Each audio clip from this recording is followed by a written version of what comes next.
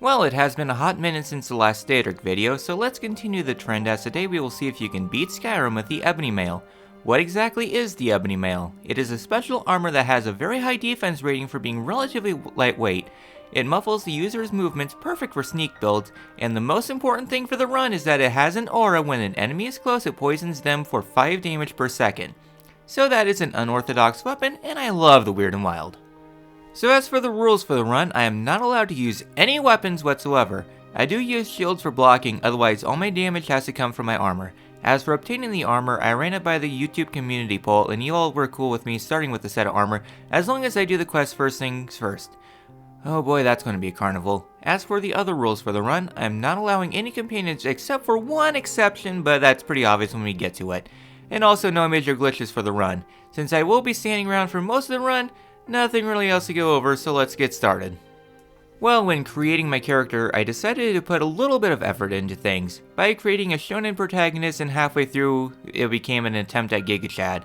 As for the name, well, his nickname would technically be Yo-Yo, but that sounds stupid, so his friends call him Jojo.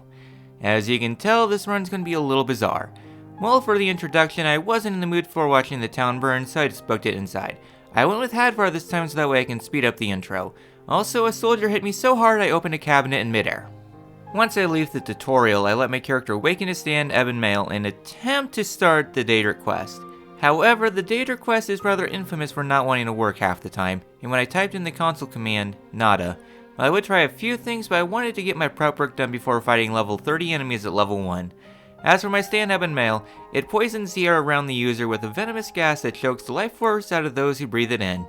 Totally sounds like a villain stand.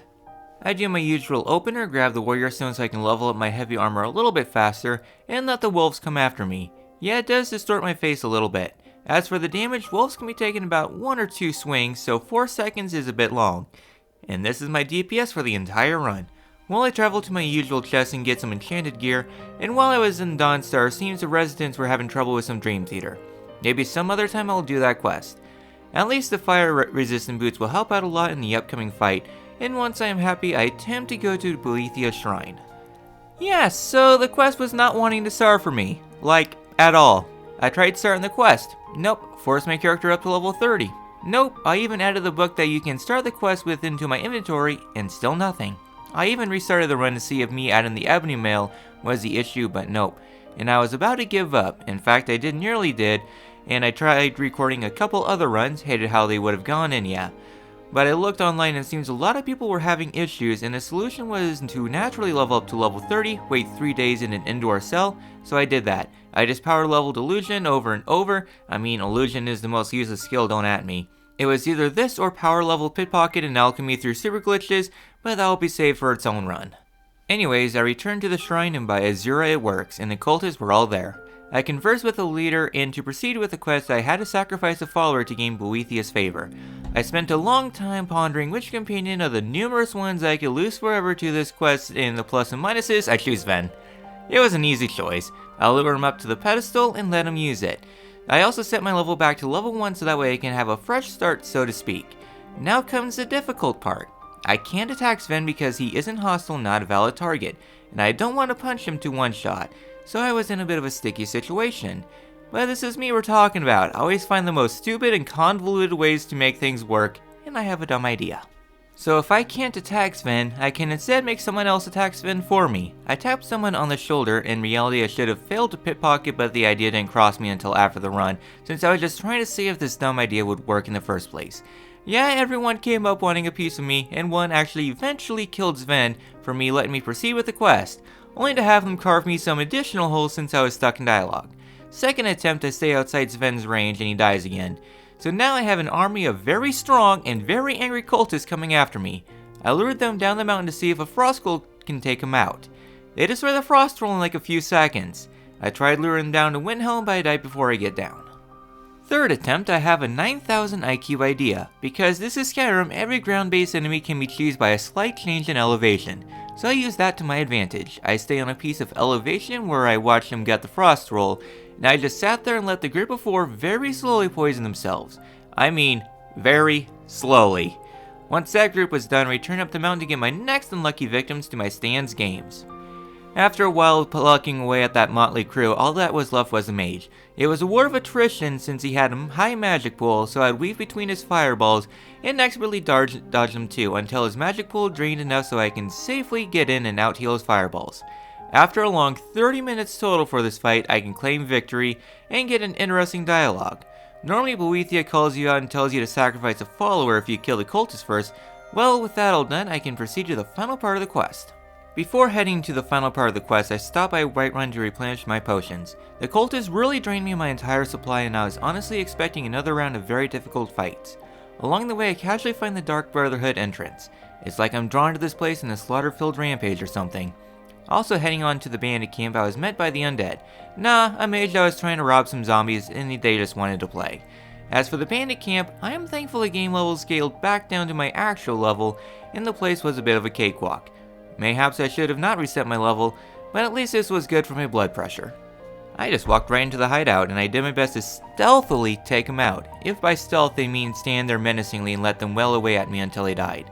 I was even able to pickpocket one of the bandits who was really into minding her own business.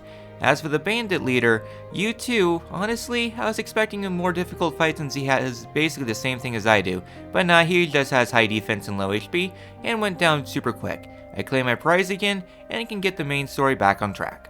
Well, to clear my mind as to the game plan going forward, I decided to do a refreshing walk through Embershard Mines as a bit of a filler, plus a power trip. Along the way I do find a nice chest of goodies. A new hand touches the beacon. Well, after all that was done, I walked up to the tower, stood there menacingly, and started Bleak Falls Barrow. The bandit camps were of little issue. The spiders were a pain thanks to that poor Sod Alvor. I punched him down, my aura finished him off pretty quickly. The frostbite spider, however, took quite a while, and it was a war of attrition until it eventually went down. Once that whole fiasco was done, then came our first encounter with the ungrateful dead who all got out of bed to harass my character. For the first couple of rooms I stood around and boiled the Draugr, but after a while I got bored and just huffed it right to the end. If I don't get weapon experience when fighting, really what's the point besides becoming tankier and tankier? But then again, Lord Stone plus Ebony set takes me to the damage reduction cap as it is. After all that was done, I head to the Draugr Overlord, stood around menacingly as it tries to attack me, and eventually goes back to bed for good. With the Dragon's Stone in hand, I finally enter Dragon's Reach, enchant my armor, meet some new friends, and get word that an agent of Alduin is returning back to the Watchtower. With a level up for healing in reserve, I set out and take on the first dragon. Mirmulnir really isn't too bad of a fight, but I encountered a little detail that I didn't mind at first. When I was trying to give the worm a hug, it wasn't poisoning him. Well, it didn't appear I was poisoning him anyways, so I let the guards take care of business. At the very least, I was able to distract the foe long enough for the DPS to check out. After a while, I eat my first dragon soul, talk to Balgruuf in his bedroom, and head out to meet with the ancients. Apparently, I'm a Jovahkiin. Also, what is this video becoming? Next up on this misadventure is High Hrothgar to speak with some old men on the art of yelling, but before that I have to get there first. I decided to start from Helgen today instead of running face first into a mountain like a goat again. Along the way I was chased by a bear heading to Ivarstead. The town was thankfully more than enough for the bear, thankfully.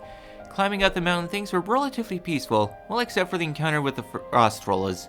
I decided to stand my ground today. Thanks to the trolls' regen I had to stay close at all times, so I just let them beat me up. More or less this was a close fight, so I can power up my restoration and heavy armor. I had to circle the troll until it fell. At High Hrothgar, I learned that I am the last of the Jovahkiin, and I learned new abilities for my standing character that they can use, such as fast movement. Next stop after this is Usengrad, but before I head there I make a pit stop in Morthal. I just want to stop at the potion shop to restock, but nobody was home, so I just robbed the place blind. When I went back outside, I was met by the cultists who really want to turn my innards into a slipknot. Well, I donned one of their masks since it was an upgrade over what I had and enter Usengrad. Inside Usengrad, I talked nicely to the necromancers and danced with the necrodancers until everybody in the first rooms were dead. After that, it was a quick jog through the place. After a lot of playthroughs through Skyrim along with knowing the shortcuts, it was a very quick in and out. I did make sure to pick up the ethereal because it will become extremely useful later. I pick up the note off the stand, talk to everybody's totally favorite character, then travel back to Boethia's shrine because a dragon is nearby. My word, the Salaknir fight was super annoying and long. It was almost like eating anthrax or something.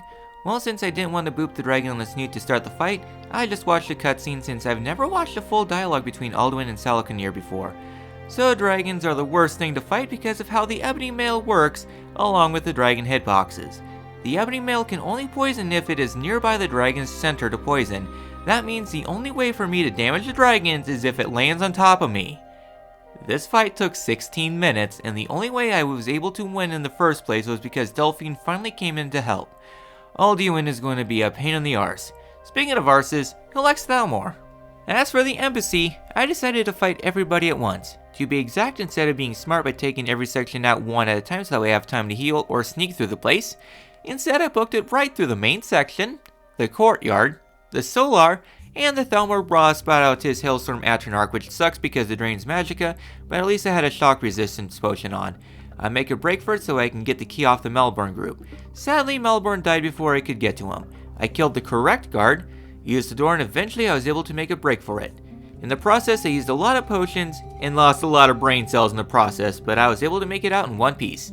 Stealth is totally my specialty. Entire place at least took only 5 minutes. Next stop before rescuing Esbern, I took time to get some potions and craft some alchemy potions while I was at it. If I have to fight the full dragon force soonish, I'm going to need to boost my damage and more importantly range. I know if you use Fortified Destruction potion of good quality, you can boost the range of your cloak spells, and I think that might apply to the ebony mail. Spoiler alert, it never made much of a difference, at least the quality I was able to make. While I craft for like 30 minutes trying to get the right ingredients, beehive husks did not really want to spawn for me. After all that was done, I swam across the ocean, talked to someone of similar sanity as me, and decided to do Aftan now. Inside the long dungeon that isn't as long as I remember, I just take down Jadar and his cat scratch fever. Really did not do much damage to me, it just took a while. I really didn't need to kill him, but I just wanted some excitement because rarely do I kill anything here. In the second section I become ethereal because it's amazing as usual and I skipped the entire portion. Problem is that all the Thalmor came after me and they have a lot of health. I tried standing my ground to kill them, but they were out damaging me, so I had to book it quite a bit. So before I could go down to Blackreach, I had to fight against an Iron Maiden. Thankfully, it does a good job at taking out the Thalmor who were following me. Wanting another standoff, I tried fighting it. Despite its massive size, it was of little threat and I could dance around it. In fact, the Thalmor archer was causing more issues for the fight. Well, I let the Centurion clean up and I thought I could go in for the kill. A bloody skeever got the finishing blow. Suffice to say, I was a little confused and impressed. As for Blackreach, I just enjoyed the scenery until I got to the tower. I was able to find a dwarven helmet here, which is a pretty nice upgrade. After that, I strained my brain on pushing buttons, got the magic MacGuffin the series is named after, then left the place. I was nearby the Lordstone, so I got that. Next stop is Riften. As for the Ratways, the local thugs weren't of much issue today, and eventually I got to the Thalmor section. I let them engage me, then brought them into the Ragged Flagon. As you can tell, I never learned my lessons. I stood there menacingly until the Thalmor dropped dead. Once that was cleaned up, I talked to Esbern. We had an all-out brawl in the Warrens. Esbern took out the wizard with the help of another lunatic who was there, while I stood around with the other Thalmor. With that all done, we exited the Ratways, fought Shivari and her paramour, then departed for Skyhaven Temple. So heading on to Skyhaven Temple, our party was assaulted by 2 dragon brothers today. The first dragon was in the sky, so that was basically outside my jurisdiction. Eventually it flew away and landed outside our reach. I used a free camera to find out that the dragon was mauled to death by some saber cats. One was on top of its head too. As for the second dragon, it had an army of Forsworn pelting away at it. Eventually it lands and our group was able to take it out. Inside Carswagon, I was enthralled by Briarheart, who just wanted to have a nice talk with me until Delphine shot an arrow through his heart. And I thought we were having a good bonding moment. Well, I dropped the 20th of the average blood loss during a fight on the seal, and learned of the ancient Jovahkiin fight. While I get yelled at by some elderly Karens, learn how to yell at clouds, and head to the throat of the world. I pull out the magic MacGuffin, learn the important shout, and when I left, I was met with a very familiar face. So I think this took the medal as the longest Alduin fight I've ever had. His Dragon Force stand was a force to be reckoned with, especially with having to tank through the fire and flames. The fight took a total of 25 minutes. So the plan for the first part of the fight was to let Alduin take to the sky, yell at him so he can come down and land on me so my ebony mail could damage him for a little bit, then let party snacks damage him. That was all fine and dandy, but about half the fight things got a little interesting. Alduin became permanently grounded so my ebony mail would not work, unless I could clip underneath him. I thought I was able to win since Alduin had little health left, but at this point Parthenax decided to fall off the mountain and couldn't get back up. Because of course. So my initial plan for this part of the fight was to let Alduin climb on top of some rocks so I could sneak underneath them so I could lay the smack down. This plan wasn't working at all, but at least Alduin didn't have much health left when my helper dipped. I thought at this point I was stuck and I couldn't win. But like all plot armor related fights, there was one little convenience that made it possible. As it turns out, the meteor attack can friendly fire, meaning it can hit Alduin, so at this point I was just standing around until enough meteors fell on him. After a long 25 minutes, the dragon fled and the worst part of the run was done. After that migraine was done, I took the time to restock, prepare myself for the final fights of the run. I also wasted my time with the Peace Council. Oh yeah, when I do the Peace Council, I quick save and quick load my way through the cutscenes. It saves like an hour of pointlessness. But while I was mashing through, the game bugged out and I thought I broke the recording. Thankfully this wasn't the case, otherwise we would not be seeing this video, and I could quit the game and restart it. So I didn't lose the recording. Yay! Which was my biggest fear. With that pointlessness filler out of the way, I summoned my escort and started Skyrim. As for Skyrim, I'm glad I don't have to deal with the whites today, so I just ran right through the welcoming party and entered the dungeon proper. Since I don't have to use a weapon, I just took my time to solve the puzzles since I'm not threatened by the return of the ungrateful dead thralls. Eventually, after a few pillar puzzles, I reached the end and fight the Overlord. Much like at the start of the run, the Overlord really wasn't of much to note. I just stood around until he dropped dead again. After that was done, I headed outside. So me and my negative infinite wisdom decided to fight Nakreen today. I should have just booked it inside of the Stairway to Heaven, but instead I wanted to have a bout against the dead Zeppelin. Fighting the priest wouldn't be too bad, but I'd have to contend with a lot of Draugr on the side, plus 2 dragons.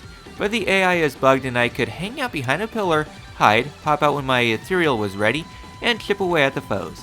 Eventually, the whole lot of loved Draugr collapsed, and it was just me versus the priest. And the dragons, but I just ignored them. Once I felt safe enough, I hung around Nakreen until the priest fell dead once again. I took his mask because it's quite helpful for the last fights, then took the Stairway to Heaven. Inside Soverengard, I took no time at all and ran right to Soon. I would need to be careful with this powerful warrior because his mighty axe Balthury can cut through the sharpest of metals. So I did the only logical thing and just stood next to him and took a lot of damage. Did I take a lot of damage? Yes, I did. But it wasn't a very long fight and eventually came out on top. I fought well by doing absolutely nothing. Well, I crashed a Divine Feast, get some old stars of the show variety, then start Alduin. So for the final fight, I had a 200 IQ play. Little did I know this would actually save the run and make it possible. Alduin starts the battle by breathing his way of oblivion fog, so we just yelled away until the Dragon Force began the fight. So, about my smart play. You can make a 4v1 fight a 5v1 fight by standing close to Soon so Meteor can crash into Soon and he will engage the fight. I do the same strat as before and let him crash right into me, but because Soon is overpowered, he carves right through Alduin's health pretty quickly. I basically did nothing through the entire fight and be carried throughout it, and Alduin entered his death animation. But we have a problem. His hitbox still exists, so I can't get underneath him for the Ebony mail to do its work, and at this point I thought all was lost. I'm just gonna play out what happens next.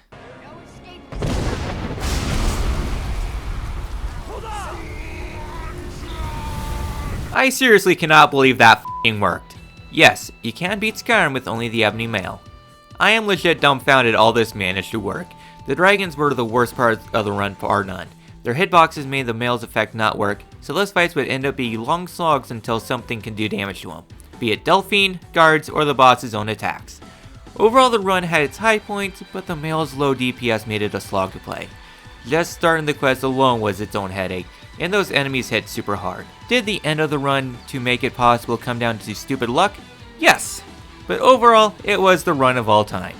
Hopefully you all enjoy this run, be sure to give a like, subscribe for more nonsense, and if you have any suggestions on way I can torture myself, leave them down in the comments. This has been Orpheolus, and I'll see you all next time.